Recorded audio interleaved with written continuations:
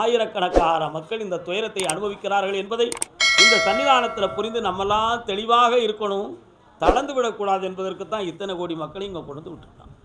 துயரம் யாருக்கு இல்லை, துன்பம் யாருக்கு இல்லை, எல்லாத்துக்கும் இருக்குது. இன்பத்தையும் துன்பத்தையும் யாரும் தனிப்பட்ட முறையில் கான்ட்ராக்ட் எடுக்க முடியுமா? முடியவே முடியாது. சக்கரம் போல் சுழன்று கொண்டே இருக்கும். அந்த பொண்ணுடைய மனநிலைகளை சரியாக புரியாமல் கல்யாணம் முடித்து வைத்ததாக மேலே இருந்து உத்தரவு. அதனால் நடந்ததுதான் இந்த சம்பவம். உங்களுடைய எண்ணத்தில் கணவனுடைய வார்த்தைகளோ அவனுடைய நடைமுறைகளாலோ நமக்கு இது சரியில்லை என்று நம் மகள் முடிவெடுத்திருப்பாளோ அப்படிங்கிற ஐயப்பாடு உங்கள் உள்ளத்தில். ஆனால் அதனுடைய மனநிலைகளை நீங்கள் புரியாமல் முடித்து வைத்ததே காரணமாகும். முதல்ல நல்ல விலை கொண்டு நாயை விற்பாய், அந்த நாயிடம் யோசனை கேட்பதுண்டோ என்று பாரதி எழுதினார் ஒரு பாட்டு.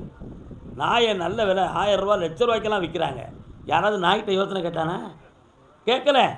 அதை மாதிரி பெண்ணை நீ கட்டி கொடுக்கணும்னு நினைக்கிற, இந்த பெண்ணிட்ட என்னைக்காவது யோசனை கேட்டியா? உனக்கு பிடிச்சிருக்கா பிடிக்கலையா, கல்யாணம் சரியா தப்பான்னு கேட்டியா? கேட்கல. அதனால தான் இந்த விளைவு. புரியுதா உனக்கு?